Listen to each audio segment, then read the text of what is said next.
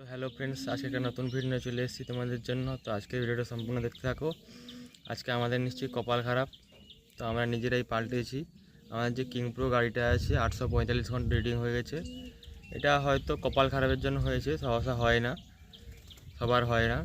845 ঘন্টা রিডিং হয়েছে, তার মধ্যে 12টা রোলার আছে মোট নিচে, 12 দুগুণে 24টা ওয়েল সেল নষ্ট হয়ে গেছে। 24টা ওয়েল সেলের দাম প্রায় 24 গুণিত 400 টাকা করে করো। অরিজিনাল ওয়েল সেল লাগিয়েছি ঘুরে, কত টাকা হয় তোমরাই বুঝতে পারবে। 24টা ওয়েল সেলের দাম কত, প্রায় 8-9 হাজার টাকা, 10 হাজার টাকা মতো খরচ হয়ে গেছে শুধু ওয়েল সেলেই। 845 ঘন্টা রিডিং হয়েছে, ওটা সহসা হয় না, হয়তো আমাদের কপাল খারাপ এই জন্য হয়েছে। তো তোমাদের যদি কোনো কিং প্রো গাড়ি হয়েছে বা আর কারো কোনো হয়েছে এই 850 ঘন্টায়, আমাকে একটু জানাবে। আমাদের তো মোটামুটি 845 ঘন্টা রিডিং হয়েছে, ওয়েল সেলগুলো কেটে গেছে। এই যে ওয়েল সেলগুলো দেখো,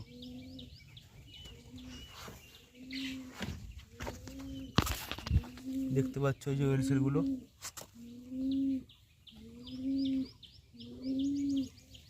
দেখতে পাচ্ছ 12টা ওয়েলস আছে। 1 2 3 4 5 6 7 8 9 10 11 12টা ওয়েল সেল আছে। মানে 1-5টা পাল্টেছি, ওই যে পরশু দিন পাল্টেছি। 12টা ওয়েল সেল আছে, আর 12টা ওয়েল সেল পাল্টেছি কোথায় রাখা আছে নেই।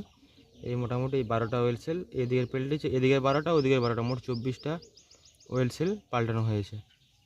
দেখতে পাচ্ছ প্রায় অনেক টাকাই গেছে আমাদের। সব অরিজিনাল ওয়েল সেলগুলো পাল্টেছি, বিয়ারিং কিন্তু একটাও গজেনি। রিডিংটাও তোমাদেরকে দেখাই, দেখতে পাচ্ছ।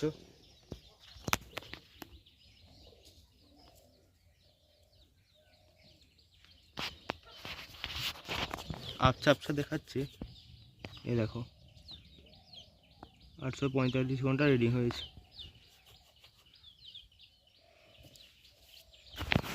তার মধ্যে এই হয়েছে, মোটামুটি ওয়েল সেলগুলো কেটে গেছে। গাড়ি প্রায় গ্রিজ টিচ করে রেডি আছে, কিন্তু এই গাড়ির মোবিল, হাইড্রোলিক সব যত ওয়েল আছে সবই চেঞ্জ হবে। এই গাড়িটার যত রকম হাইড্রোলিক ওয়েল আছে সবই চেঞ্জ হবে, যত রকম ওয়েল আছে চেঞ্জ হবে। মোটামুটি ওটা আনতে যাবো শোরুমকে। হাইড্রোলিক ওয়েল, মোবিল সবই চেঞ্জ হবে। 1000 ঘন্টা হয়ে গেলে কুল্যান্ট চেঞ্জ করব। আর মোটামুটি মিনিমাম 15 দিন পরে ফিল্ড চালু হবে আমাদের। 15 দিন পরে ধান কাটা চালু হয়ে যাবে। তো ওই গাড়িটার দেখছি, কিং টু যে গাড়িটা আছে ওইটার দেখছি 1500 ঘন্টা হয়েছে। তো দেখছি গ্রিজ মারছিলাম সামনের ওয়েল সেলের বাইর দিয়ে, মানে এটা যেরকম ওয়েল সেলগুলো কেটে গেছে সাইড দিয়ে গ্রিজ বেরোচ্ছে, ওটারও তেমন একটা দেখছি রোলার সাইড দিয়ে গ্রিজ বেরোচ্ছে, ওটাও চেঞ্জ করতে হবে। আর 15 দিন পরে আমাদের ফিল্ড চালু হবে। আমি কিং প্রোর উপরে বসে আছি এখন, যে রোদের তাপ। তো তোমাদের যদি কারো এরকম কোনো প্রবলেম হয়েছে তো আমাকে কমেন্টে জানাবে, বা কেন হলো এটা তোমরাও যদি কোনো বুঝতে পারো।